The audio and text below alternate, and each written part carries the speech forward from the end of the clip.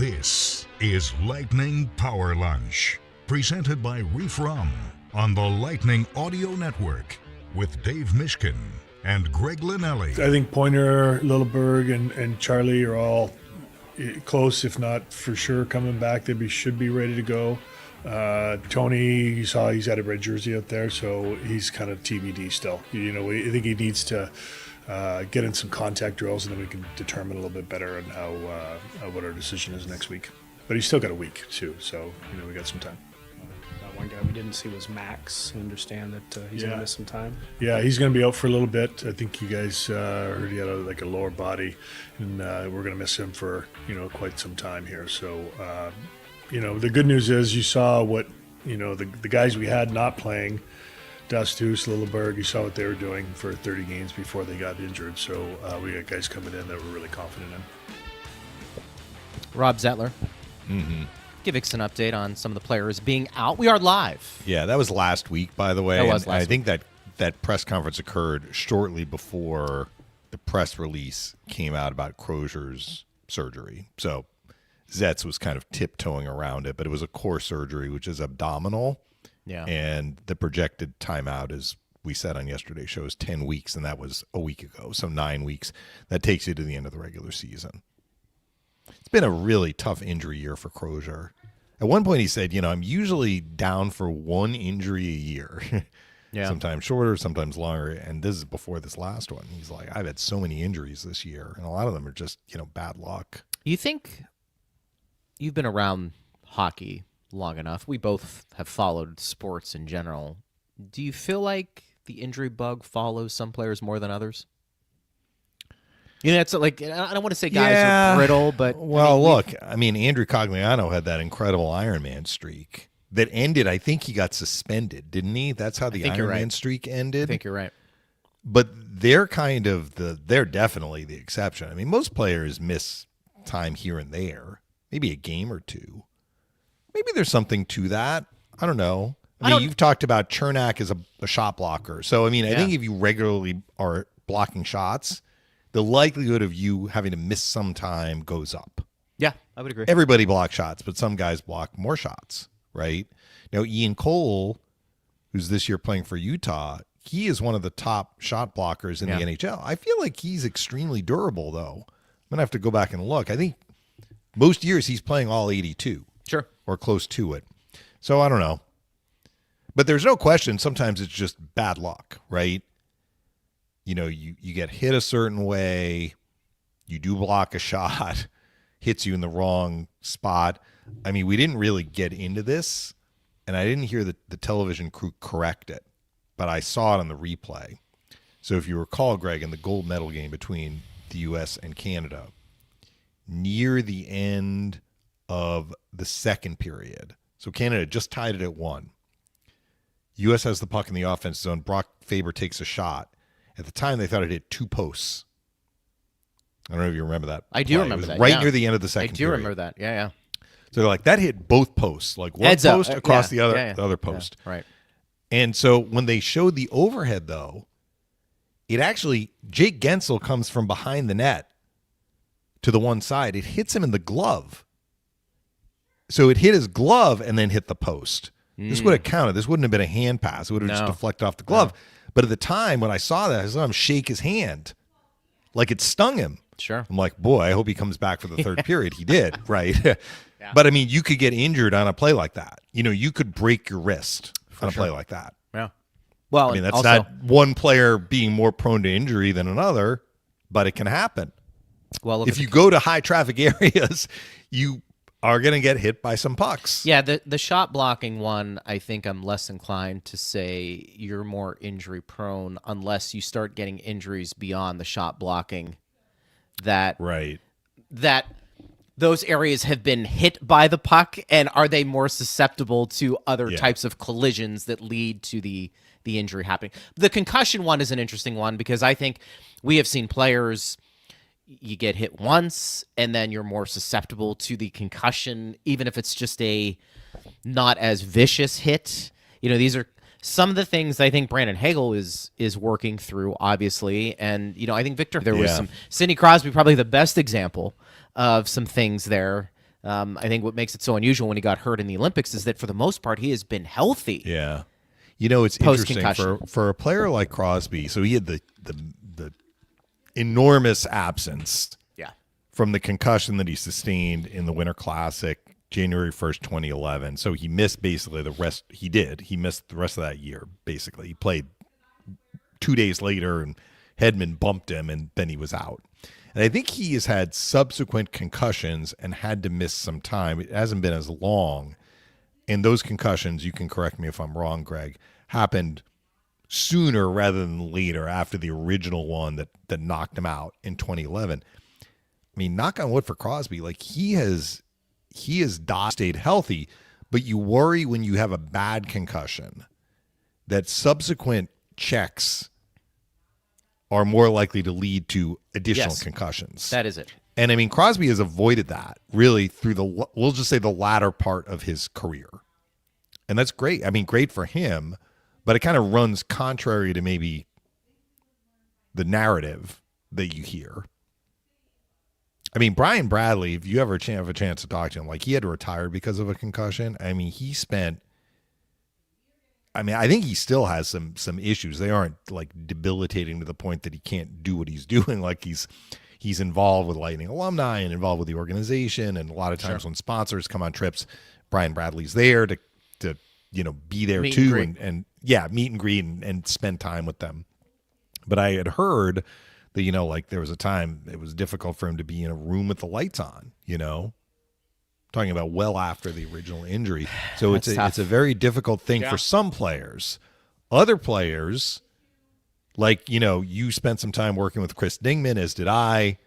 You talked to Chris Dingman, he's like, yeah, I got a concussion. Yeah, I got in a fight, got a concussion. I don't mean to laugh about it, but like the concussions didn't really affect him in the same way either during his playing days or since he retired. No.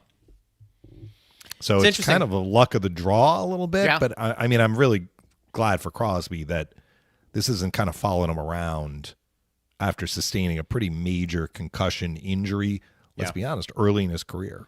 I mean, he was still in his early 20s at that time, right? It's a fair point. And I think for a lot of Lightning fans, bringing it back to the team, it has been a season that the injury bug just has not gone away. Now, I think some of that is just sports in general. You're going to be dealing with injuries throughout.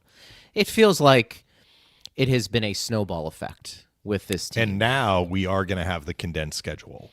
It's something that we have talked about on the show. Yeah, it's here, right? And people are trying to draw the line between condensed schedule or a busier schedule than normal and more injuries. And Coop and Julian have actually pushed back against that. They're like, it's going to be after the Olympics. While the Lightning have 27 games left, they're going to play those 27 games in 50 days. And I think it's really going to get squeezed more in the first 3 weeks, let's say, than the last 3 weeks of this 6-week stretch that we have before the regular season ends. And we'll see how they do. We'll see if they can avoid more injuries. Hopefully they can. Obviously. Well, it's a good point by you about the condensed schedule, because I think a lot of us, we've talked about it, and maybe it hasn't actually occurred. We keep thinking it is because we feel like there's a lot of games playing and you're getting the sprint to the Olympics, and then you get these 2 weeks off. I think the fact that you got this time off for a lot of people allows you to reset and brace yourself for what's coming. Now, what's coming? Basically every other day. I mean, that's kind of where we are. And, the question will be, does your body hold up under this type of stress? Because it will be stress. Because now, there's going to be travel involved. Yes. There's going to be some games are more physical than others. I think what's interesting for Tampa Bay, and I can't stress this enough, and Mish, I know you've talked about it as well. We have made this a point on our show. This is why getting off to an incredible start, well, minus the first few games, being where they are now, having won 5 in a row, 78 points, in first place in the Atlantic. That is why it was so impressive and so important to do well before this craziness approaches starting tomorrow. Because should you play 500, I'm throwing a theoretical out there. Right. You're still going to give yourself a chance. It may not be first place, but it's going to give you a fighting chance, maybe a good enough chance to be a playoff team. Mm-hmm.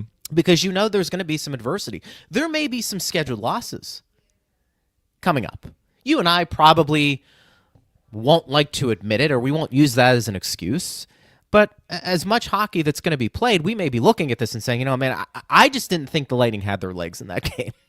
And there's maybe various reasons. Right. Yeah. But Yeah. This is why, and bring it back here to John Cooper, bring it back to the organization and the depth. This is why this season, with all the injuries and knowing what you're about to encounter, has been so impressive in terms of what they've accomplished, because they've given themselves an opportunity, if it happens, where if their play suffers, they're going to be okay. Now, look, if they go out and they go 2-15, that's a problem. Right. That's a problem, but we don't think that's going to happen.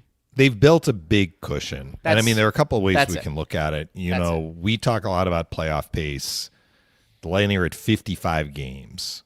So at 50 games, you wanted to be at 60 points, right?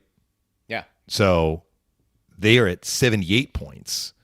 So at 60 games, they needed to get to 72 points. Let me put it that way. So where they needed to reach at the end of this 10-game segment, and they're only halfway through this 10-game segment, they already have 6 bonus points for the next 10-game segment. Yep. So they could theoretically, like, if they start off here and lose 5 straight in regulation, and they're at the same point total after 60 games, they still will have 6 bonus points. That is how well they have done and how much they've helped themselves. Now, clearly, you and I don't want them to start 0-5 coming out of the break here, but if it happens, like, they still have a huge cushion. Every point they get between now and the next 10-game segment starting is going to be an additional bonus point. There's another way to look at it. We talk about 96 as kind of the benchmark where you want to be after 80 games. Usually 96 is enough to just get you in the playoffs after 82. The Lightning are only 18 points away from 96 points. That's 9 wins. They have 27 games left. So just like we were talking about, the Panthers don't have a lot of mulligans left before they basically are at 100 points for their max total. And then every game after that they might lose in regulation goes to 98, 96, 94. Their ceiling is way lower than a lot of other teams, and certainly way lower than the Lightning's. So the Lightning have this huge ceiling, right? I mean, They have 27 games left. That's 54 available points. They don't need all 54 points. So that just kind of backs up what you were saying, that, the work that they did, especially, going 19-1-1 in 21 games going into the Olympic break, it's put them in a fantastic position. And we'll see, after 100%. 82, where all of these teams are. I'll be very curious to see if some teams eclipse 96 and don't get into the playoffs. If it's going to happen for more than the odd team here and there, this would be the year. But I'm also curious to see if we start to see the clubs that are below the playoff cut line lose some steam and slow down. When is the so trade that deadline? the top 8 are going to be at 96 and higher. When is the trade deadline again? That's a good question. I know the roster. I keep calling it the roster freeze. Well, it is a roster freeze. Yeah, you can make trades. Right? You can move players off your roster as of, I think, the 22nd, as of Sunday night. So we're looking at another week and a half to 2 March weeks 6th before the trade deadline. I have here That's Friday, 2 weeks. March 6th at 3 p.m. Little under 2 weeks. What I'm trying to imply, and maybe this speaks to your point a little bit, was as we get into the nuts and bolts of the schedule being condensed, to your point, do we start to see some teams fall back? Yeah. Maybe because of that, do we see more sellers? Potentially. Well, there's not a lot of time though before the trade deadline arrives. So that's really a hard call for some general managers. What I think may happen beyond that, though, Like the teams that are going to need to get above the playoff cut line that currently are below the playoff cut line, they are going to have to grind it out. Yep. And it is very difficult to make up ground at this point in the season. It just is historically. Yep. So some of those teams are going to keep grinding, particularly if they start racking up some points and keep themselves in contention. But the teams that it's just becoming more and more unrealistic, it's hard. Like it's hard to just keep digging and grinding when you know you have basically no shot mathematically. And they're not dummies, Greg. I mean, they can see where they are in the standings and how much ground they might need to make up. And when that happens, so you kind of exhale a little bit. That is the silent killer, is when you feel like you're not that far away from, let's say, the 8th or the 2 wild cards. Let's say, I'm giving you an example here, but you've got like 7 teams or 5 teams in front of you. And let's say you win 5 in a row and you move up 1 spot. Yeah. Like that is that mentally, we talk about the grind physically, but mentally, that is going to be a challenge because you've got to be looking at the standings. I mean, I know players will say publicly they don't. I think they do, though, later in the season. You have to be. They are looking at the standings. I think you have to be. They're aware of what they need to accomplish to get into the playoffs. Last thing I'll say is just as we have a question popping up here, but the Lightning are on the lower end. In fact, they are one of the teams that has played the fewest games. So they're at 55. So they have 27 games left. But even the teams that have played more, let me see which team has played the most. I see 58 here. Caps have played 59. So it looks like the Caps are the most at 59. But most teams are in that 57, 58 range, fewer at 56. You're still looking at 25 games left, let's say. That's still a condensed schedule. Yeah. So it becomes difficult when you're playing 4 games in 6 nights to get 7 points. Like kind of what you were saying, you need these points. Mm-hmm. It's not just that you need to go on a run. You need to win lots of games that are close together where you're going to have some games that are not to your advantage schedule-wise. And maybe your opponent is also having a busy schedule, but maybe you're playing the second half of a back-to-back on the road. So that's where the challenge becomes even more challenging and the hill becomes steeper. Yeah. For the teams that really need to make up ground. That's fair. Anyway. Yeah, that's fair. Andrew this is also going to be an interesting topic, but you and I have talked about this. I think it's easier said than done. I think Coop should strategically rest players given the schedule as long as the cap space will allow it. We may lose some battles, but a better chance of winning the war. So, Andrew, this is not the NBA with load management. First of all, it's not done a lot in the NHL, but the other part is just a realistic handicap, if that's the right way of putting it, and that is the NHL has this hard salary cap. So, I mean, the Lightning only have so many extra players. Now, you want to say that for maybe a player or two that's played in the Olympics, you give them a night off every now and then. Maybe that's what Andrew is suggesting. But let's just use Brandon Hagel as an example.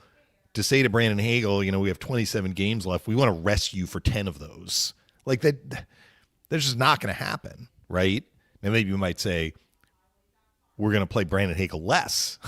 I don't think that's going to happen either. The league is just not set up to allow teams, unless they have a ton of cap space, because you can expand your roster after the trade deadline. But most teams, honestly, are still like the Lightning. They don't have a lot of room to add a bunch of players and sit guys strategically to, quote-unquote, rest them. Now, what I do think is going to happen, and we've seen it already from the Lightning and other teams, lots of days off between games, especially when you're on the road. Now, the Lightning do a lot of heavy lifting on the road between now and, let's say, the 3rd week in March. So let's say their really condensed, busy stretch is going to be in the next, let's say, 3.5 weeks. Then they have a 7-game homestand, Greg. And I know the games come quickly there, but look for them to have lots of off days where they aren't playing games. That's where you rest players. I may be proven wrong. Yeah. but maybe a Vasilevsky situation. But Vasi didn't play in the Olympics. Too. So maybe you give Johansson more games. Like that is a possibility if you're kind of really insecure playoff positioning. We'll see. That's a little bit of a different category. But to suggest that like these Olympians have played a lot of hockey and Coop should strategically not dress them, I just don't think that's going to happen. So I want to throw something out here, and we have some questions I want to get to. Brian Engblom, by the way, is going to be joining us at some point. Happy to have Brian on at Bolts Radio if you want to weigh in. Outside the box thinking. If you were of the belief that one of the reasons the Lightning, right after their potential run for a three-peat ended, and you felt like the next year or the next couple of years, the reasons for an early exit were because they were fatigued, the opposite can be true. You've had some longer off seasons now. Mm-hmm. And so potentially, should those tired legs be a little bit more rested and fresh now? Maybe. The other thing, too, is injured players haven't been playing all that much this year. Should they have a little bit more gas in the tank towards the end? Look, Victor Hedman wants to play in every game. Ryan McDonough wants to play in every game. Dave, you and I talk about this. That's the mentality of hockey players. They want to play if they've got no teeth, if they've got a hammy, a sore shoulder, and we see that in the playoffs. Guys play through a ton. But if you believe that some early exits were because the Lightning had tired legs from previous runs winning the Stanley Cup, does the same also apply that they may have a little bit more juice left in their systems to have a deeper run because they have been eliminated early on and they've had a longer off season and they have had 2 weeks for the most part here to kind of recoup, and they've had a lot of star players not play this year. So does Victor Hedman want to play in all 82 games? Of course he does.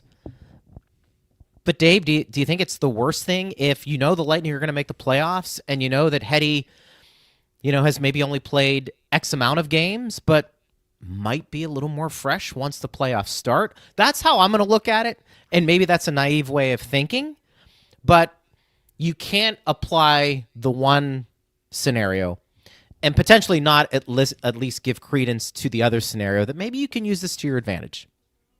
Well, I think if you take Crozier out of the mix of defensemen, which we are doing, I think the Lightning still have 8 defensemen. Yeah. Because you got Carlisle, and you got Hedman, and you got Destu and Lilleberg, in addition to Moser, Radish, Chernak, McDonough. That's 8. So to your point, if they carry 8 the rest of the way, you're dressing 6 or 7. So some defensemen are going to be scratched, and you could do a rotation there potentially to let guys rest. You could. That is probably more feasible than the forward situation, particularly as the Lightning have injuries at forward. And right now they're a little bit, when I say short, I just mean like Cirelli's in a red no contact jersey. Nick Paul's not on the ice. Those are 2 guys who are currently out. So I don't know. We'll see. This is just my 2 cents on what's happened in the playoffs the last 3 years, and then we can get more questions. I actually want to give an update on what's going on in practice today, which they practiced earlier. Brian's actually going to join us after media availability is done. So the first year after the 3 straight runs to the Stanley Cup final, I thought the Lightning they could have won that first round series against Toronto. I thought that they outplayed the Maple Leafs. It's funny because Jim Ralph, who does the Leafs games on radio, and we've talked about this, and he agrees with me. In 2022, the teams met in the first round. The Lightning won in 7 games. I thought the Maple Leafs outplayed the Lightning. In 2023, the Leafs beat the Lightning. I thought the Lightning outplayed the Leafs. He agrees with me. Sometimes, you can outplay a team and the other team makes some plays, right? Remember, the Leafs won 3 overtime games in Tampa that year in 2023. So all the plays that tipped the series to the Toronto side of the ledger were made by the Maple Leafs, which that counts. Like, I'm not saying they didn't earn the series win, but the Lightning played well. I mean, they didn't play like a tired team. They took it to the Leafs. during that series. They just happen to lose. That happens sometimes. I think the next 2 years they ran into a juggernaut. That's how I see it. So I don't think that the three deep runs had as much of an impact on what we saw happen in the last 3 playoff years where they've gone out in the first round. Brian is ready. As Brian gets ready, though, just a quick mention. The Lightning had a practice today. Cirelli in the red no-contact jersey. No Nick Paul. The guys that played in the Final Four in the Olympics. So you got Chernak, you got Hagel, you got Gensel, and Coop, who was involved as well, were not on the ice. Right. They were given the day off. And Victor Hedman, though, who didn't play in the elimination game for Sweden, was on the ice and I guess was involved in power play too. So that's a good sign for him to be in the lineup tomorrow. Hey, Brian, how you doing? Hi, fellas. I'm good, thanks. Yeah, exactly. I was curious to see who was out there. Victor was out there, and it looked like he was moving fine, and he was part of the power play. That was, all part of it. Worked both power plays. Wanted to see how he was moving. As you mentioned, Cirelli still in the red jersey, so those were the interesting things, and those couple of guys missing. So it's just trying to get back here and remember how to do all this stuff. Seems like we've been gone all summer. Yeah, we've had to remind Lightning fans who's been in, who's been out, and I think for us it's a good refresher for sure. Before we get into the Lightning second half of the season, or really the stretch run, just overall thoughts on the Olympics and the games. I mean, everybody buzzing about USA and Canada and what a game that was. But did you have any, just general thoughts of what you saw? I'm sure it's the same as everybody else has said. Some fantastic hockey, some, the best we've ever seen because of the speed of the game. I remember hearing Brian Boucher's comments. I don't even think it was the gold medal game. It might have been early on. And he said, I have never been down here. I've never seen a game this fast ever. That's really saying something. He's been around the block, so he was between the benches. The fact that we had the overtimes, and I mean, what more could you ask for? As far as drama goes, as far as playmaking and goaltending, et cetera, it was fantastic. It was nail biting all the way, and they couldn't have asked for anything more. This is 2 years in a row now where these tournaments, the Four Nations, last year I think fit the same bill, where you have best on best. You want to say some of the best players didn't play. I mean, there were only 4 nations last year. Russia, which has some tremendous players, didn't play in the Olympics this time around. But the quality of the play has kind of met the moment, right? Like sometimes you can get best on best and it's not as scintillating as this Olympic tournament was, or last year's Four Nations. What do you make of that? Like, is that to you kind of how much the players really want to be involved in these types of tournaments and they are bringing everything they've got to the ice? Absolutely. Yeah. I mean, what a chance. I'm so jealous. We didn't get to do it in my generation. Pros weren't allowed. We went through that. It really took, to my recollection, it took 2 generations for it to be worked out with, the IOC and, the NHL and, who's a pro and who's not. We kicked that around forever and forever. And because of that, we weren't, allowed to go. So was I jealous? Yeah. I got to work the Olympics in Sochi for NBC, so I got to feel it and to do the games. And you have to really go there and really to understand what it's like to be in that environment, how fun it is, how you're totally immersed in it, even as an announcer. For a player, it's a whole nother level. So the fact that you're in the village, you see all the athletes, you go to different sports, all of that. So the hockey was fantastic. The players are so highly trained and so finely tuned, and the coaches have so many options, and the whole chemistry of the situation, how quickly can you get together, all those things, like so many of the Swedes and the Finns have played together in world championships and have known each other a lot. Some of the Canadians have, some of the Americans have for sure, but there's always that thing about how quickly can the team get together, all of that stuff. And I found it all absolutely fascinating. And to watch players who are, everybody's a star on their own team, but to to come in, and some guys have to play roles and, fill in spots and kill penalties. And, and now the dissection is happening, as you knew it was going to happen, both for Team Canada and for the USA. And, the guys like Vincent Trocheck and JT Miller, like, why are they on the team? It's going to be penalty killing. They were perfect. No goals against for the entire tournament in penalty killing for the USA. Not a goal against. So does that vindicate the selections? Yeah, I would say, no doubt. You have to be able to score goals. They had enough guys to do that. And of course, Hellebuck, you guys have talked about that, I'm sure. So that's the obvious story. But when it comes down to the minutia of, for Canada, they're second guessing this and who should have played this amount and whatever. But in the long run, like we talked about, Greg, before the Olympics started, I said to you, Quinn Hughes, for me, is the biggest difference maker for the U.S. There is no doubt in my mind, because he is the closest thing I've seen to Bobby Orr in this generation. The only other guy was Scott Niedermayer for me. I'm talking about style. Yeah. Cale Makar is different. Cale Makar is fabulous. But style-wise, in almost every aspect of control, the way he skates, the way he moves around the ice, the way he sees players, all of those things, he reminds me of Orr. So he was not in Four Nations. That hurt. Look at the amount of ice time he played, and he's on the all-tournament team along with Makar. But he was the huge difference maker that I thought he was going to be. Defense, first of all, it's goaltending. We talked about that. Goaltending, and goaltending. Those are the three most important factors in a one-game shot. Sure. That proved to be true. The next for me is the defense, because of guys like Quinn Hughes and Makar who can control the game.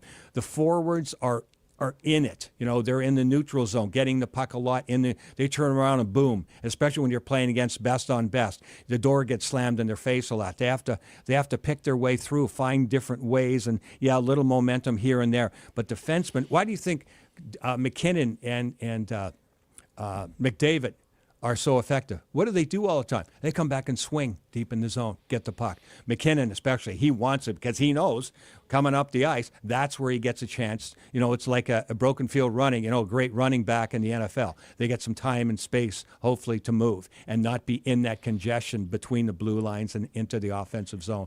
So all those things, I think, still prove to play out, even though systems are so, incredible right now. The overall game was fascinating to watch. What do you think is going to be the challenge for everybody now coming back and resuming play starting tomorrow? Not only for the guys who are in the Olympics coming off that emotional high, but also the players who, had to find ways to continue to stay in shape or find their skills. Are you going to be looking, early on at the teams who've been able to kind of adjust and get going right away, knowing that the schedule is going to be pretty demanding at this point? Oh, absolutely. Even in a normal all-star break, you see teams that go in hot and come out cold, or other teams go in cold and come out hot. Now, this is a couple of weeks. This is a whole nother level. The Lightning were outstanding, darn near miraculous with all the injuries. We've covered that. 19-1-1. Who saw that? Who saw that coming? Not a chance. Can you get any better than that? You can't. So the expectations, and Coop is really good about this, and the organization. Okay, that's done. Stop trying to, because everybody's going to bring it up to you. Okay, well, you were 19-1-1. Okay, so make it 21-1. No, you got to reset completely. Everybody's pretty much healthy except for Cirelli, who was wearing a red jersey. When he's coming back, I don't know. Braden Point was doing everything. I chatted with him a few minutes ago. He said, yeah, I'm feeling like just so much better. So, and of course, Victor Hedman and McDonough have been out, 30 games each, whatever, and Victor obviously went. But they're healthy. That defense corps, without them, played outstanding, to get to 19-1-1. Now who plays with whom? And what happens? So reset the table. Forget about the 19-1-1. Forget about what was happening. The great thing is go, yes, we did our job. We have our points in the bank, which Coop uses that term all the time. And then you go from there. But go with what's happening now, this minute, this game now, and push that in the rear view. The players coming from the Olympics will have a whole range of all that emotional stuff, everything from Jake Gensel winning the goal to the magnificent disappointment for Victor Hedman and the Swedes, not getting into the medals. They're professionals, but they're also human. So will it prove out necessarily in the first game or two? Maybe, probably not. There'll be a lull there somewhere, that psychological come down. They'll all have to handle it and push forward, and hopefully the team is winning along the way at the same time. Brian, I have one more question for you just about the Olympic dynamic. And I actually asked Phil before the Olympics about the 72 Canada Cup, where Canada played Russia. And I said to Phil, were there any players on that Canada team that you absolutely hated? And what was it like to then have them as a teammate? And he said, for me, it was a little different because I was really the leader of that team. So it was my job to bring everyone together. But he also added the guys I really hated were not on that team. So that was part of it. In your experience in Sochi, for example, what was it like for players that really didn't like each other to come together as teammates, and then teammates to have to play against each other during this tournament and then come back together as teammates after the tournament? Well, one of the things that really struck me last year at the Four Nations, something that Coop said when he was just putting the team together, once they had all the players, they had a get-together, and he just sat back and watched who talked to whom, who sat with whom, who didn't talk to the other guys. That's great sociology, right? And he started putting line combinations together according to what he saw, just to see what happens. It's really logical. It's brilliant. It's great sociology. So it just takes its own natural course. Sometimes you get surprised at who you end up, being friends with. The best example for me was the 81 Canada Cup. I played in that. I end up being friends with Ron Duguay and Kenny Linsman, and the Rat, Kenny Linsman, who would be friends with that guy? Especially he was who he was, and he played on the Flyers on top of it. But, it just happened, in practice or whatever. And I roomed with Barry Beck, and he's hilarious, so that has factors too, because we had roommates, and that was just who you got thrown in with. Then who your partners are, and you haven't played with certain guys before. So some of it takes its own natural course. Some guys have known each other from college or junior or whatever, friend of a friend, and maybe your best buddy on the team is really good friends also with so-and-so. So it's natural sociology, but it is extremely interesting. But then there's always, things that run deep. I'll go back to one of my best memories in all of National Hockey League was covering and playing in an old-timers game when I was with ESPN at the All-Star break. Excuse me. And Pi McKenzie was playing in it, and so was Henry Richard. And so walking to the locker room to put stuff on, they just passed each other in the hall. And Mackenzie was a real intense guy, but also had, kind of a sense of humor. And Henry Richard was a grumpy old guy. I'm the first to say it. I saw him a lot in Montreal. And Pi just looks at him and goes, "Hey, Henry." And Henry just looked at him and went, like that. It never goes away for some guys. Never. And back in the original 6 days, I've heard so many stories about that. It's incredible. It's different today, but still, when a guy has beaten the hell out of you or has taken a cup away from you or any or all of those things, some guys are more sensitive to it than others.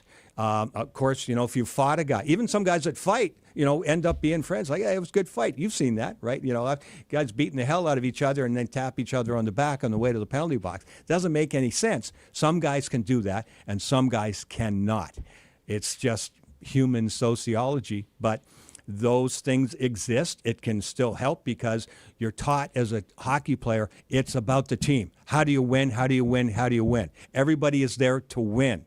And that's the bottom line. And those are the best of the best players realizing that you have to do what you have to do. Whether you hate that guy over there or not, if he's open, you better pass him the puck. If you carry things that far that you won't pass to him in order to win a game, then you are the one that shouldn't have been on that team. That's a fair point.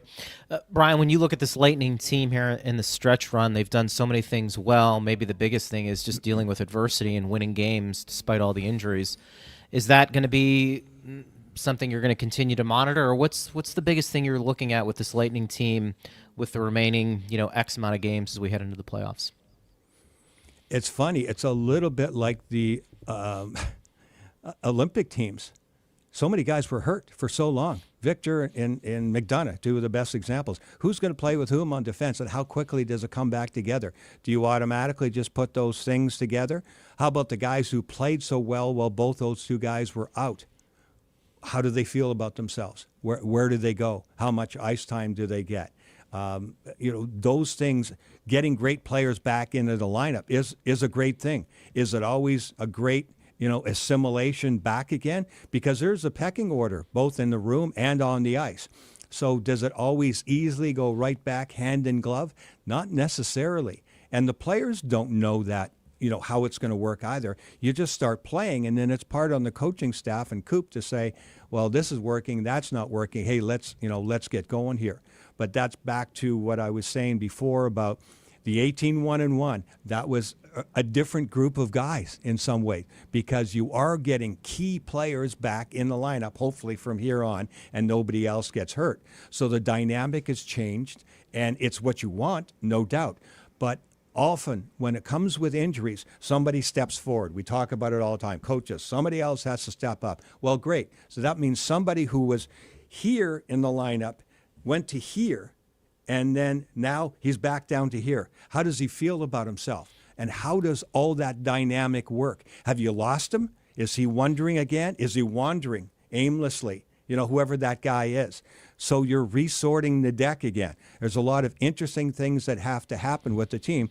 But, the big news, the good news is that everybody else is going through the same thing. This is a complete restart because the layoff was so long.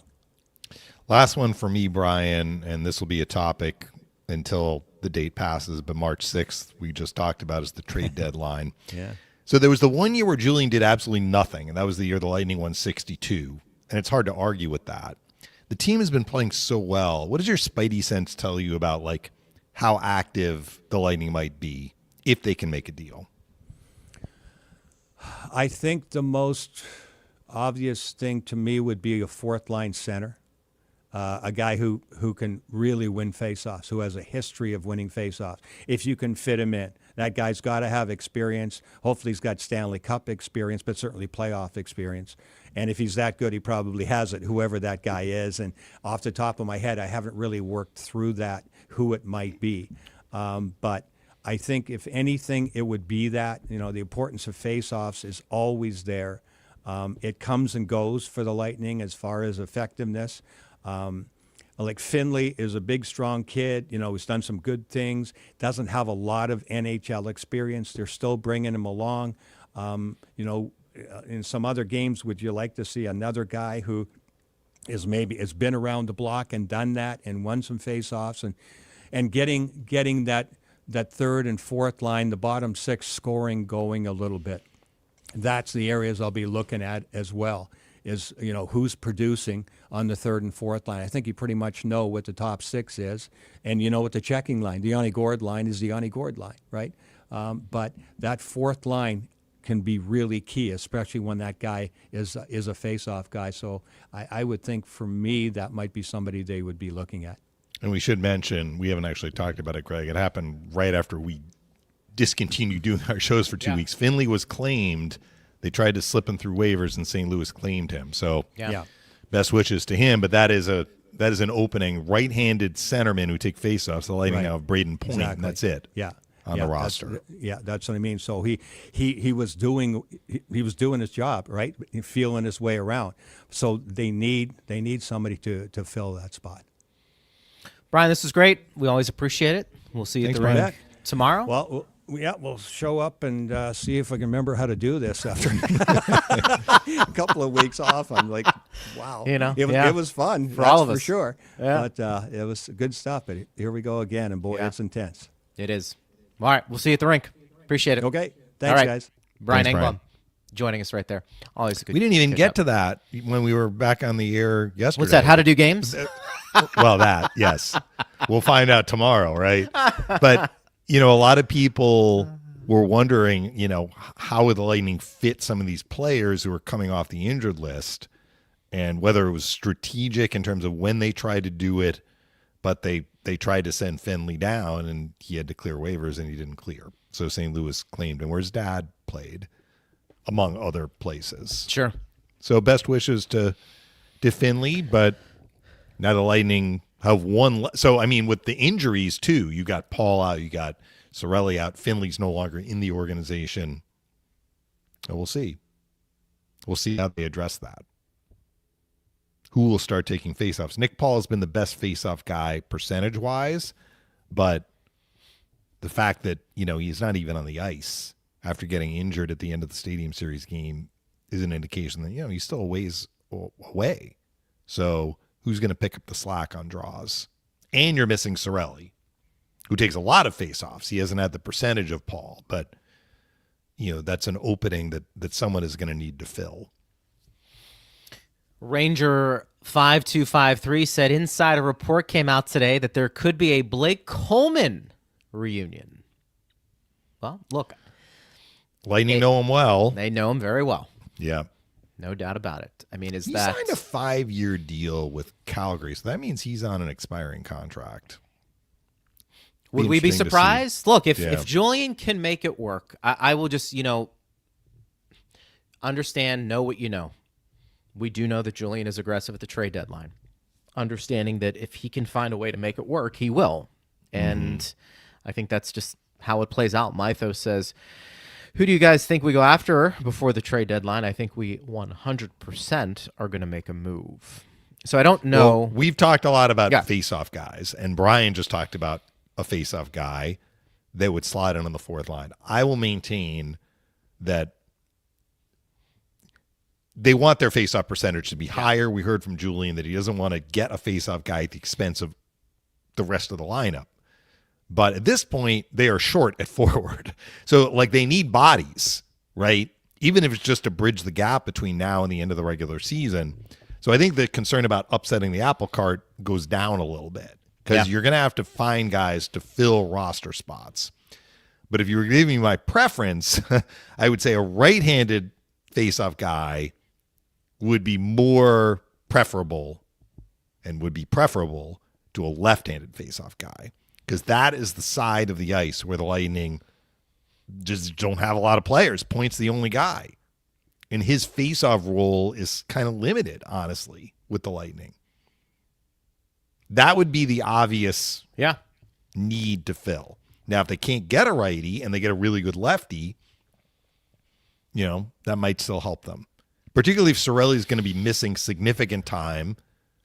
By significant, I mean, at least a couple more weeks. And Paul is going to be out a significant amount of time. Those are 2-year centers. Yep. That take a lot of faceoffs. For sure. I know we've, I'm not going to bring them all into the chat here, but we have a lot of people who are mentioning Trocheck as a guy that would be attractive because of the face-off that abilities. price tag has to be high. I'm going to look up and see what his status is. Hell of a player.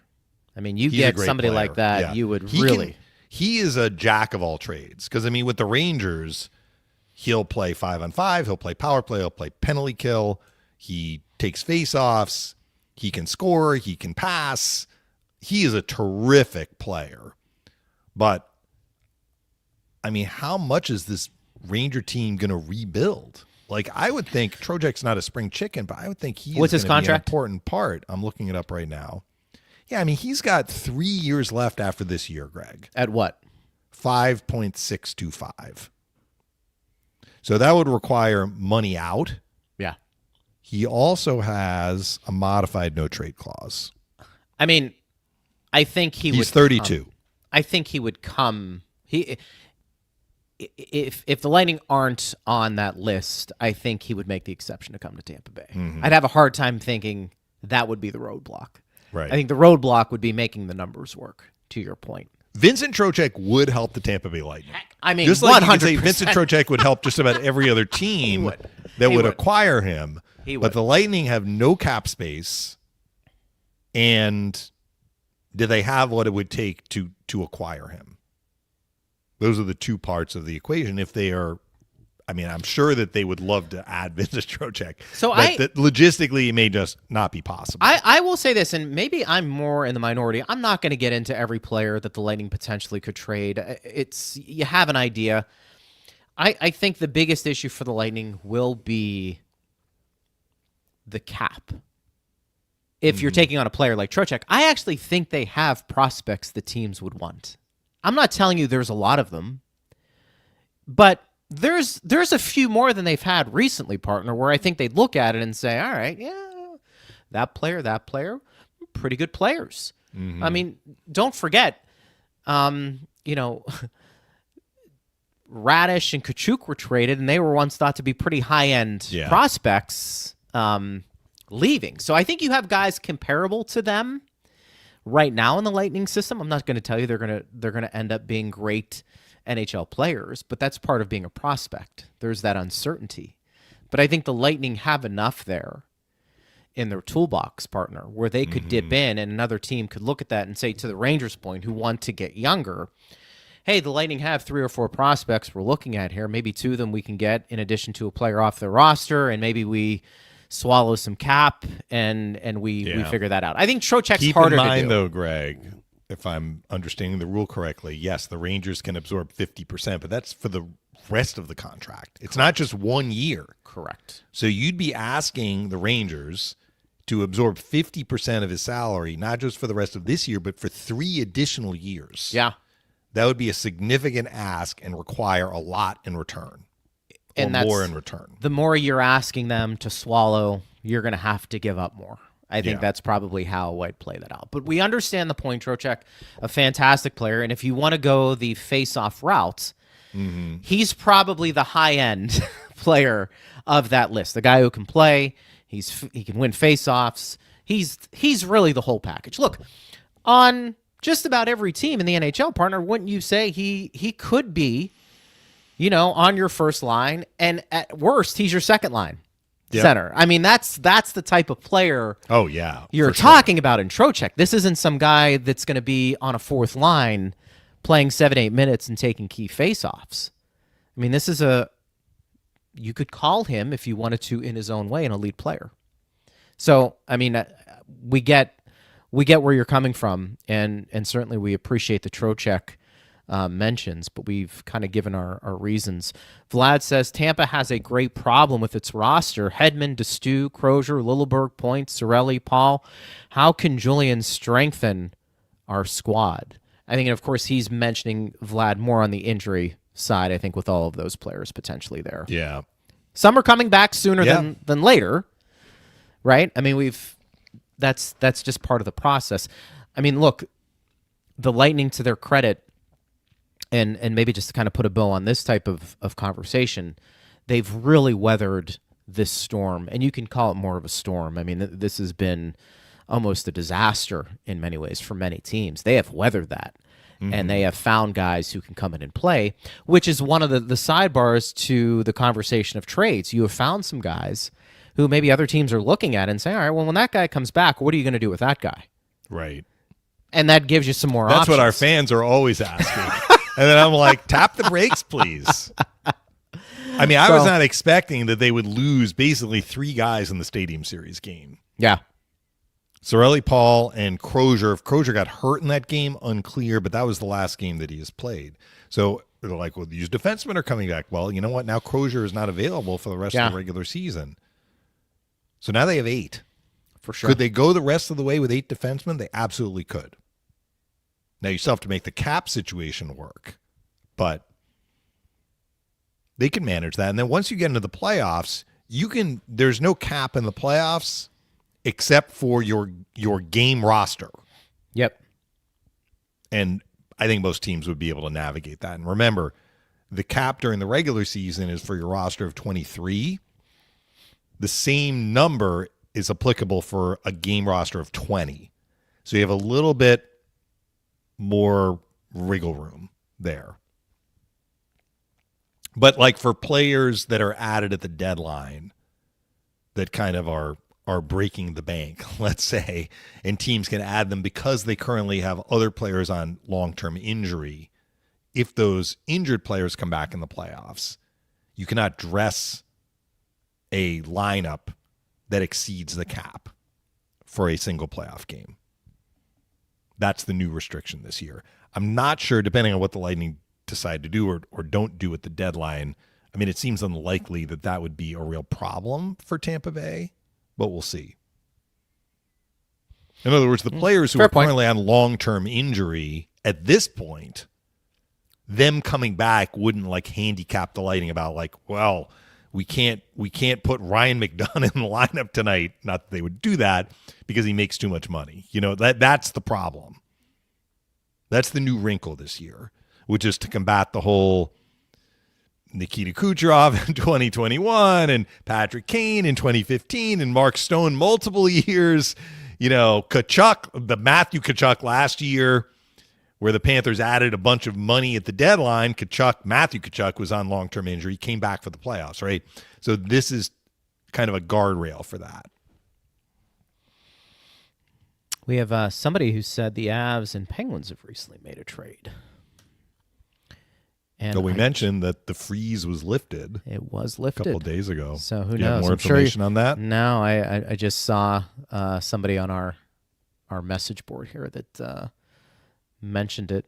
Let's get to this one. Mm-hmm. Stephanie says they have enough roster spots available with Point, Lilleberg, and Destu coming back. I don't forget people aren't coming back. I mean, there's going to be guys out, you know, as well. Yeah. So you know what? Let me look at Puckpedia. Love Puckpedia. Yes, because that not only gives you the cap information, it gives you the roster information. Kulak too. for Sam Girard, partner, is what we're getting. That's an interesting trade. I really like Sam Girard. I wonder what went into that. Kulak came over from Edmonton in the goalie swap between Pittsburgh and Edmonton. Yeah. All right. Let me look at this and see who was on Thank you, Carla. injured situation. All right. Right now they have 13 forwards listed, but Cirelli is on there, as is Paul. So if you take those two guys out, that's 11, which seems low to me, but I guess that's where we are. And then, all right, 13 does not include, so they actually have point on long-term injuries. So let me actually count them. 1, 2, 3, 4. I'm not counting Cirelli. 5, 6, 7, 8, 9, 10, 11. I count 12 forwards, and we have the 8 defensemen. So according to that, you actually still have one extra spot. That's because they're so short at forward. So there's no issue, unless I'm counting wrong, Greg, there's no issue in just coming into the game tomorrow. Cirelli's on IR. Paul is probably going to go on. I mean, if he's not even skating, they may put him on LTIR. And Crozier is on long-term injury. So those three guys are coming out. Who's coming in? I mean, Hedman was on the roster at the Olympic break. So you're adding Point, you're adding Destu, and you're adding Lilleberg. That's an even swap, if I'm doing the math correctly. I think they'll be fine in terms of just roster number. Should we call Julian and see if he wants to come on? Yes. We need all to have these Julian questions. on the show, but he probably would be interested in coming like before the season or after the season. Maybe we can piggyback his appearance with the block party, because he does the block party every year at the end of the year. Looks like that trade also involving the Pens. The Pens get a 2028 second-round pick. Okay. For which I'm reading here. So there could be a couple of draft So that picks actually coming means back. that Kulak is more. If it was just Kulak for Girard, the value of Kulak is higher than the value of Girard, You would think. because the Penguins also got draft picks. Yeah. That's interesting. What was the motivation for Colorado, which is having a terrific year? And So I really like Girard. The only thing I can tell you, I know Kulak was playing with Letang. And Letang, who had not been playing particularly well, was playing some of his best hockey, but some felt like playing with Kulak helped. So I don't know if there's veteran defenseman who's calm things down there on the back end. You can play him up and down a little bit on the pairings. Who knows? This may answer the question, though, Gray. I'm reading a tweet from Sheena Goldman, who's very knowledgeable generally, but she has a good post here. Like this trade a lot for the Penguins, just good business all around from the initial Kulak acquisition to flipping him for Girard in a second. Kulak is a solid D, but even more curious what they do with the cap space gained. So this is the reason why the Penguins got the draft pick is that they absorbed some cap space. Gotcha. I didn't see the contracts for Kulak and Girard. Girard makes more than Kulak. Yeah. That was why there was more value. There you go. In moving Kulak because it gave the Avalanche some cap space for a subsequent move, maybe. Although they gave up a really good player. Think about some of the defensemen the Avs have moved on from, including Bo Byram. I mean, he's a fantastic terrific player. I mean, he's had injury issues for sure. Not recently, though. Since he got to Buffalo, he's been healthy. Girard is interesting because I remember him mainly the talk in Nashville, and he didn't play that much in Nashville, but there was a lot of buzz about him. I remember when he did come up, and then, I mean, he spent the majority of his career with Colorado. Yeah, he was traded early in his career. Yeah. So we'll see. Yeah. This could be the beginning of something for a lot of teams here. Maybe the floodgates open, and we see what happens. Partner, we're over, but it was worth it. Our live show. Probably doing it again tomorrow live. Yeah, I'll be in studio tomorrow. You'll be in studio. Lightning Leafs. I wonder if there's only anybody... trip Toronto makes to Tampa this year. Interesting. During the regular season. I was going to say anyway. that. I like the way you phrase that. During the regular season. We can have a lot of fun with that, but that should be a good game to get things going tomorrow night, Tampa Bay and Toronto. Partner, great job as always. Yes, Leafs enter tomorrow's action, though, by the way, 6 points behind Boston for the second wild card spot. They got some work to do. They do. Make it a little harder for them after a loss, hopefully tomorrow. Great job as always. Thanks to Steve Ersnick. Thanks to Brian Engblom. We appreciate you guys who listen. I'm Greg Linnelli. You've been listening to Power Lunch on Lightning Radio.